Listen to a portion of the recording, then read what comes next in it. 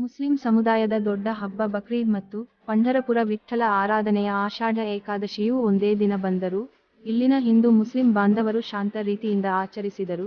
ಹಿಂದೂ ಜನಾಂಗದ ಭಕ್ತರು ಕುಲಕರ್ಣಿಪೇಟೆಯಲ್ಲಿ ಇರುವ ಪಾಂಡುರಂಗ ದೇವಸ್ಥಾನಕ್ಕೆ ಮತ್ತು ಜೋಶಿಗಲ್ಲಿಯಲ್ಲಿ ಇರುವ ವಿಠ್ಠಲ ದೇವಸ್ಥಾನಗಳಿಗೆ ತೆರಳಿ ದೇವರ ದರ್ಶನವನ್ನು ಮಾಡಿ ಸಂಪ್ರೀತರಾದರು.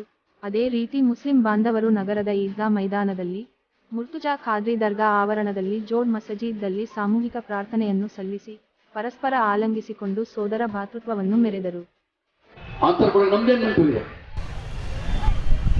ಮುಖ್ಯಮಂತ್ರಿಗಳ ರಾಜಕೀಯ ಆಪ್ತಗಾರ ಸಲಹೆಗಾರ ನಮ್ಮ ನಸೀರ್ MLC ಅವರು ಬಂದಿತ್ತು. ಯೂನಿಫಾರ್ಮ್ ಕೊಡುಗೆ ಇದಕ್ಕೆ ನೀವು ಸಹಮತ ವ್ಯಕ್ತಪಡಿಸಿರಿ. ನಾನು ಫೋನ್ ಮಾಡಿದೆ, ಸಹಮತ ವ್ಯಕ್ತಪಡಿಸೋದಲ್ಲ, ಅದಕ್ಕೆ ನಮ್ಮ ವಿರುದ್ಧ ವ್ಯಕ್ತಪಡಿಸಬೇಕಾಗಿದೆ. ಅದಕ್ಕೆ ನೀವೆಲ್ಲರೂ ಅದಕ್ಕೆ ವಿರುದ್ಧ ವ್ಯಕ್ತಪಡಿಸಬೇಕು.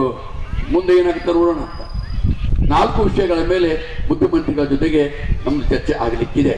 ಈ ಸಭೆಯಲ್ಲಿ ಇರೋರು ಮತ್ತು ಈ ನಮ್ಮ ಉತ್ತರ ಕರ್ನಾಟಕದ 8-10 ಜಿಲ್ಲೆಗಳ ಉಲ್ಮಾ ಯತೀಮ್ 8ನೇ ತಾರೀಕಿಗೆ ಇನ್ಶಾಲ್ಲಾ ಬೆಂಗಳೂರಿಗೆ ಹೋಗುವುದಿದೆ. ಯಾರು ಬರ್ತೀರಿ ನಮ್ಮ ಕಡೆ ಹೆಸರು ಬರೆಸಬೇಕು. ಹೋಗಿ ಬರುವಂಥ ಖರ್ಚನ್ನು ನಾವು ನೋಡ್ಕೊಳ್ತೀವಿ. ಆ ಖರ್ಚನ್ನು ನೀಗಿಸ್ಲಿಕ್ಕೆ ಯಾರಾದರೂ ದಾನರೂಪವಾಗಿ ದುಡ್ಡು ಕೊಡೋದಾದ್ರೂ ಕೊಡಬಹುದು. ಅದು ಬಹಳ ದೊಡ್ಡ ಕೆಲಸ. ಅಧಿಕಾರದಲ್ಲಿದ್ದ ಸರ್ಕಾರಕ್ಕೆ ನಮ್ಮ ವಿಷಯಗಳನ್ನು ತಿಳಿಸೋದು ನಮ್ಮ ಆದ್ಯ ಕರ್ತವ್ಯವಾಗಿದೆ. ಅದನ್ನು ಮಾಡುವರಿದ್ದೇವೆ. ಸುಮ್ಮನೆ ಸೈನ್ಸ್ ಹಚ್ತೀವಿ ಅಂತೇಳಿ LC ಹೋಯ್ತಾರೆ. ಸೈನ್ಸ್ ಹಚ್ತಾ ಇಲ್ಲ, ಆರ್ಟ್ಸ್ ಹಚ್ತಾ ಇಲ್ಲ, ಕಾಮರ್ಸ್ ಹಚ್ತಾ ಇಲ್ಲ. ಹಿಂಗಾಗಿ ನಮ್ಮದು ವಿದ್ಯಾ ಸಂಖ್ಯೆ ಡ್ರಾಪ್ ಭಾಳ ಕಡಿಮೆ ಆಗ್ತಾ ಇದೆ. ನಿಮ್ಮ ಮಕ್ಕಳು ಇನ್ನೂರಿಗೆ ಯಾರು ಹೆಚ್ಚಿಲ್ಲ, ಅವರು ಅಡ್ಮಿಷನ್ ಮಾಡಿಸ್ಬೇಕು. 40 ಜನರಿಗಿಲ್ಲ ಅಂದರೆ ನಾವು ಒಂದು ಕೋರ್ಟ್ನಲ್ಲಿ ಅಫಿಡೇಟ್ ಕೊಟ್ಟು ಬಂದೀವಿ. ಕೋರ್ಟ್ ಅಫಿಡೇಟ್ ಮಾಡಿ ಕೊಟ್ಟು ಬಂದು ಸರ್ಕಾರಕ್ಕೆ 40 ಮಕ್ಕಳಿಗಿಂತ ಕಡಿಮೆ ಇತ್ತಂದ್ರೆ ನೀವು ನಮ್ಮ ಶಾಲೆಯನ್ನು ಶಿಫ್ಟ್ ಮಾಡಬಹುದು, ನಮ್ಮ ಶಿಕ್ಷಕರನ್ನು ತೆಗಿಬಹುದು. ಇದರಲ್ಲಿ ನಮ್ಮ ಕಾಲೇಜ್ನ ಇರೋ 3-4 ಮಂದಿಗೆ ಡೆಪ್ಯುಟೇಷನ್ ಕೊಟ್ಬಿಡ್ತಾರೆ ಅವರು. ಮತ್ತು ನಮ್ಮ ಮಕ್ಕಳಿಗೆ ಒತ್ತು ಕೊಟ್ಟು ಕಳ್ಸಕ್ಕೆ ಹೆಂಗಾಗುತ್ತೆ? ಇವೆಲ್ಲವೂ ಸಾಕಷ್ಟು ತೊಂದರೆಗಳ. ಮತ್ತು ಐಡಿಯಲ್ ಕಾನ್ವೆಂಟ್ ಸ್ಕೂಲ್ನಲ್ಲಿ ಈ ಸಲ ಹೈಯೆಸ್ಟ್ 9 ಮಕ್ಕಳು ಅಡ್ಮಿಷನ್ ಪಡೆದಿದ್ದಾರೆ. ಹೋದ ಸಾರಿಗಿಂತ 1,500 ರೂಪಾಯಿ ಹೆಚ್ಚು ಮಾಡಿದ್ದೇವೆ. ಮುಂದಿನ ಸಾರಿ ಮತ್ತೆ ಇದಕ್ಕಿಂತ 1,500 ಹೆಚ್ಚಾಗುತ್ತೆ. ನಿಮ್ಗೆ ಅನಿಸ್ತಾ ಇದೆ?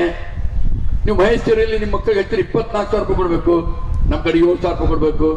ಬಸವಾದಲ್ಲಿ ಹೆಚ್ಚಿದ್ರೆ ನೀವು 15-20,000 ರೂಪಾಯಿ ಕೊಡಬೇಕು, ನಮ್ಮ ಕಡೆ 7,000 ರೂಪಾಯಿ ಕೊಡಬೇಕು. ಇದರಿಂದ ಅಂಜುಮನ್ ಸಂಸ್ಥೆಗೆ ಆಗುವಂತ ನುಕ್ಸಾನ ಕನಿಷ್ಠ 40 ಲಕ್ಷ ರೂಪಾಯಿ. 40 ಲಕ್ಷ ರೂಪಾಯಿ. ನಮ್ಮ ಮನೆ ಕಮಿಟಿಯಲ್ಲಿ ಹೇಳ್ತಾ ಇದೆ, ಅಧ್ಯಕ್ಷಂದು ಫಾರ್ಚುನರ್ ಕಾರ್ DL ಹಾಕೋರು ಯಾರಪ್ಪ ಅದಕ್ಕೆ? ಮನಿ ಮಾರಿ ಮಂದಿ ಕೆಲಸ ಮಾಡ್ಕೊಳ್ಳಲ್ಲ. ಅದಕ್ಕೆ ನಿಮ್ಮೆಲ್ಲರಿಗೂ ಏನ್ ಹೇಳ್ತಾ ಇದ್ವಿ, ದುಡ್ಡು ಇತರೆ ಕೆಲಸಗಳನ್ನು ಮಾಡಬಹುದು. ವಿಜಯಮಾಂದೇಶ್ವರ ಶುದ್ಧವಾದ ಸಂಘ ಇದೆ, ಅವ್ರದ್ದು ಕಾರ್ ಇದೆ. ಇನ್ನೊಂದು ಸಂಘ ಇದೆ, ಅವ್ರದ್ದು ಕಾರ್ ಇದೆ. ನಮ್ದೇನಿದೆ, ಸೈಕಲ್ ಪಂಚರ್ ಮಾಡಿಸೋದು ದಿಕ್ಕಿಲ್ಲ. ಈ ರೀತಿ ಆಗ್ಬೋದು. ಹಮ್ ಕಿಸಿ ಕಮ್ ನಹಿ ಅನ್ನಂಗಿರುತ್ತೆ. ನಮ್ಮದೇ ಸಂಸ್ಥದ ಒಂದು ಕಾರ ಬಡ್ರಿ, ನೀವೆಲ್ಲ ರೊಕ್ಕ ಏನ್ ಕಡಿಮೆ, ಎಲ್ಲ ರೊಕ್ಕ ಕೊಡೋದು. ಹೊಸ ಕಾರ್ ತರ ಹಮ್ ಕಿಸಿ ಕಮ್ ನಹಿ ಮೇರೆ ನಾವು ಸರಿಯಾಗಿ ಮೇರೆ. ಅದು ದಯವಿಟ್ಟು ನಿಮ್ಮೆಲ್ಲರಲ್ಲಿ ವಿನಂತಿ ಮಾಡ್ಕೊತಾ ಇದ್ದೀನಿ. ಬಹಳ ಸಂತೋಷ. ಈಗ ಶಾಸಕರು ಬಂದಿದ್ದಾರೆ. ಇದು ಶವ ಸಂಸ್ಕಾರ ಸ್ಥಳ ಶಿವಮೊಗ್ಗದಲ್ಲಿ ಒಂದಾಗಿದೆ. ಶಿವಮೊಗ್ಗದಲ್ಲಿ BJP ಸರ್ಕಾರದಲ್ಲಿ ಕೊಟ್ಟಿದೆ. ಎಲ್ಲ ಊರಲ್ಲಿ ಈ ಮಾಡೆಲ್ ನೀವು ಮಾಡಬಹುದು ಅಂತ. ಈ ನಮ್ಮ ಯಾರಾದ್ರೂ ತಿಳ್ಕೊಂಡಿರ್ತಾರೆ, ಶ್ರೀಮಂತರು ತಿಳ್ಕೊಂಡ್ರೆ ಸ್ವಲ್ಪ ಹೆಚ್ಚಿನ ಮಂದಿ ಇರ್ತಾರೆ. ಗರೀಬ್ ಕಕ್ಕೋ ಈ ದೋಸ್ತ್ ನೈ ಅಂತ. ಶ್ರೀಮಂತರು ಸ್ವಲ್ಪ ಹೆಚ್ಚು ಮಂದಿ ಇರ್ತಾರೆ. ಬಡ್ರಿದ್ರೆ ಯಾರು ದಿಕ್ಕಿರೇ ಇಲ್ಲ.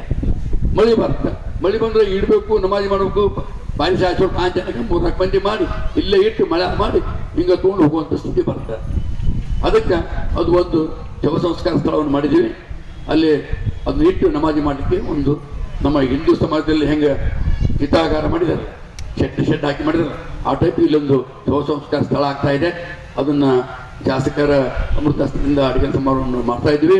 ಮತ್ತು ಬಲಿದಾನದಿಂದಲೇ ಇವತ್ತು ಸಮಸ್ತ ನಾಡು, ನಮ್ಮ ದೇಶ, ಇವತ್ತು ನಾವೆಲ್ಲರೂ ಕೂಡ ಒಂದಾಗಿ, ಅನೇಕ ಧರ್ಮಗಳಿರ್ಬೋದು, ಅನೇಕ ಜಾತಿಗಳಿರ್ಬೋದು, ನಾವೆಲ್ಲರೂ ಕೂಡ ಒಂದು ಅನ್ನೋದನ್ನು ಉಳಿಸ್ಕೊಂಡು ಎಲ್ಲ ಹಬ್ಬಗಳನ್ನು ಕೂಡ ನಾವೆಲ್ಲರೂ ಕೂಡಿ ಆಚರಣೆ ಮಾಡುವಂಥದ್ದು ಇವತ್ತು ಭಾಳ ಒಂದು ನಮ್ಮ ನಾಡಿನ ಪದ್ಧತಿ. ಅದನ್ನು ನಾವೆಲ್ಲರೂ ಕೂಡ ಉಳಿಸ್ಕೊಂಡು ಬೆಳೆಸ್ಕೊಂಡು ಹೋಗುವಂಥವ್ರು ಆಗೋಣ ಅನ್ನೋ ಮಾತನ್ನು ಅದು ಕೂಡ ಈ ಸಂದರ್ಭದಲ್ಲಿ ಹೇಳಿ, ಇವತ್ತೇನು ನಮ್ಮ ಅಂಜುಮನ್ ಸಂಸ್ಥೆಯ ಅಧ್ಯಕ್ಷರು ಈಗಾಗಲೇ ಈ ದೇಶದಲ್ಲಿ ಏನು ಕರಾಳ ಕಾಯ್ದೆಗಳು ಇವತ್ತು ತರ್ತಾ ಇದ್ದಾರೆ, ಯೂನಿಫಾರ್ಮ್ ಸಿವಿಲ್ ಕೋಡ್, CAA ಮತ್ತು ನಮ್ಮ ರಾಜ್ಯದಲ್ಲಿ ಆಗಿರುವಂಥ ಅಲ್ಪಸಂಖ್ಯಾತರಿಗೆ ಅನ್ಯಾಯ, ಏನು 2B ಅನ್ನು ತೆಗೆದು ಇವತ್ತು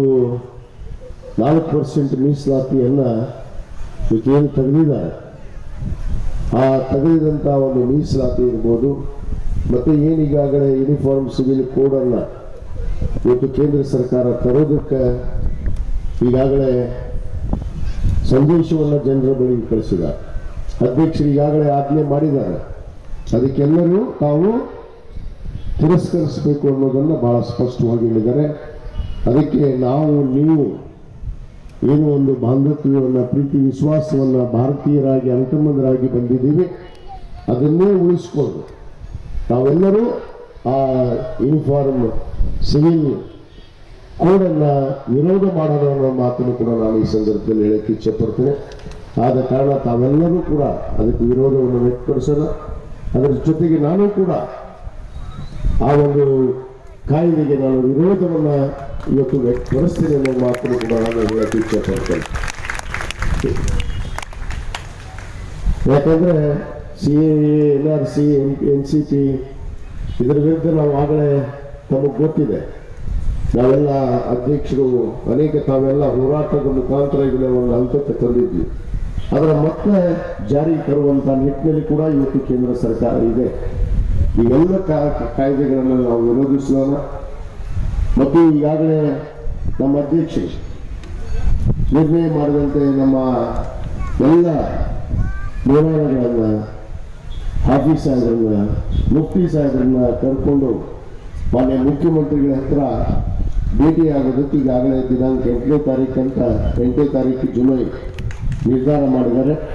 ಅದಕ್ಕೆ ನಾವು ಅಧ್ಯಕ್ಷರು ಕೂಡ್ಕೊಂಡು ನಮ್ಮ ಕಾಜಿ ಸಾಹೇಬರು ಎಲ್ಲರೂ ಕೂಡ್ಕೊಂಡು ಹೋಗಿ ಮುಖ್ಯಮಂತ್ರಿಗಳಿಗೆ ಭೇಟಿಯಾಗಿ ಇವತ್ತು ಈ ನಾಡಿನಲ್ಲಿ ಏನು ಇವತ್ತು ನಮ್ಮ ಬೇಡಿಕೆಗಳಿದ್ದಾವೆ, ಇವತ್ತು 2Bಯನ್ನು ವಾಪಸ್ ಕೊಡುವಂಥದ್ದಾಗಿರ್ಬೋದು, ಮತ್ತು ಈ ಕರಾಳ ಕಾಯ್ದೆಗಳನ್ನು ಏನು ತರ್ತಾ ಇದ್ದಾರೆ ಅದನ್ನು ವಿರೋಧಿಸಬೇಕು. ನಾವು ನೀವು ಎಲ್ಲರೂ ಕೂಡ್ಕೊಂಡು ಹೋಗಿ ಮುಖ್ಯಮಂತ್ರಿಗಳಿಗೆ ಭೇಟಿಯಾಗಿ ಈ ನಾಡಿನಲ್ಲಿ ಮತ್ತೆ ನಮ್ಮ ಅಲ್ಪಸಂಖ್ಯಾತ ಬಂಧುಗಳಿಗೆ 2B ಮೀಸಲಾತಿಯನ್ನು ಈಗಾಗಲೇ ಸನ್ಮಾನ್ಯ ಸಿದ್ದರಾಮಯ್ಯನವರು ಏನು ಮಾತು ಕೊಟ್ಟಂತೆ ಅದನ್ನು ಜಾರಿಗೆ ತರಬೇಕು ಅಂತ ಹೇಳಿ ನಾವೆಲ್ಲರೂ ಕೂಡ ಒತ್ತಾಯ ಮಾಡೋಣ ಅನ್ನೋ ಮಾತನ್ನು ನಾನು ಈ ಸಂದರ್ಭದಲ್ಲಿ ಹೇಳ್ತಾ, ನಾವೆಲ್ಲರೂ ಇವತ್ತಿನ ಒಂದು ಹಬ್ಬ ವಾತಾವರಣವನ್ನು ಇವತ್ತು ಭಾಳ ಸಂತೋಷದಿಂದ ಇವತ್ತು ತಾವೆಲ್ಲ ಆಚರಣೆ ಮಾಡ್ತಾ ಇದ್ದೀರಿ.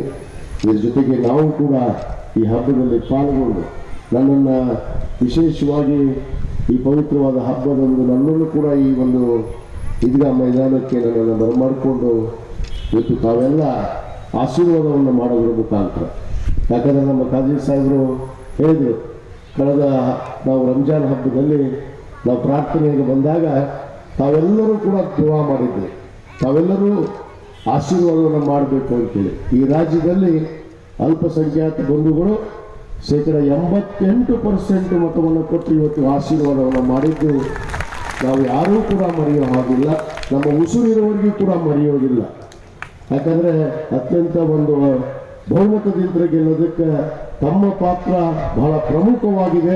ಆದ ಕಾರಣ ನಾನು ಎಲ್ಲ ಸಮುದಾಯದ ಬಂಧುಗಳಿಗೆ ನನ್ನ ಹೃದಯಪೂರ್ವಕವಾದ ಕೃತಜ್ಞತೆಗಳನ್ನು ಮತ್ತು ಧನ್ಯವಾದಗಳನ್ನು ಅರ್ಪಿಸುತ್ತಾ ಈ ಹಬ್ಬದ ಶುಭಾಶಯಗಳನ್ನು ನಾನು ಮತ್ತೊಮ್ಮೆ ತಮಗೆ ಕೋರಿ, ಇವತ್ತೇನು ವಿಶೇಷವಾಗಿ ಒಂದು ಕಟ್ಟಡವನ್ನು ಪ್ರಾರಂಭಗೊಳಿಸ್ತಾ ಇದ್ದಾರೆ, ಏನಂತ ಶವಗಾರವನ್ನು, ಶವ ಸಂಸ್ಕಾರದ ಗಾರವನ್ನು ಇದು ಕಳೆದ ಹಬ್ಬದಲ್ಲೇ ಅಧ್ಯಕ್ಷ ಒಂದು ಸಂಕಲ್ಪವನ್ನು ಮಾಡಿದ್ರು. ಅದರ ಪ್ರಾರಂಭ ಇವತ್ತು ಭೂಮಿ ಪೂಜೆಯನ್ನು ನೆರವೇರಿಸುವ ಮುಖಾಂತರ ಇವತ್ತು ಪ್ರಾರಂಭಗೊಳಿಸ್ತಾ ಇದ್ದೀವಿ. ಅದಕ್ಕೆ ಈಗಾಗಲೇ ತಾವೆಲ್ಲ ಮಹಾದಾನಿಗಳು, ಎಲ್ಲ ಇಳಕಲ್ ನಗರದ ನಮ್ಮ ಎಲ್ಲ ದಾನಿಗಳು ಇವತ್ತು ದಾನವನ್ನು ಕೊಟ್ಟಿದ್ದೀರಿ. ಅದಕ್ಕೇನಾದರೂ ಮುಂದೆ ಇನ್ನೂ ಅದನ್ನು ಮುಗಿಯೋದಕ್ಕೆ ಏನಾದರೂ ಕಡಿಮೆ ಬಿದ್ದರೆ ಅದಕ್ಕೆ ನಾನು ಅದರ ಸಂಪೂರ್ಣ ಮುಗಿಸೋದಕ್ಕೆ ನಾನು ಜವಾಬ್ದಾರಿಯನ್ನು ತೆಗೆದುಕೊಳ್ತೀನಿ ಅನ್ನೋ ಮಾತನ್ನು ಕೂಡ ಈ ಸಂದರ್ಭದಲ್ಲಿ ಹೇಳಿ ಮತ್ತೊಮ್ಮೆ ಬಕ್ರೀದ್ ಹಬ್ಬದ ಶುಭಾಶಯಗಳನ್ನು ನಾನು ಎಲ್ಲರಿಗೂ ಕೋರ್ತಾ ನನ್ನ ಎರಡು ಮಾತನ್ನು ಮುಗಿಸ್ತೇನೆ. ಜೈ ಹಿಂದ್, ಜೈ ಹಿಂದ್.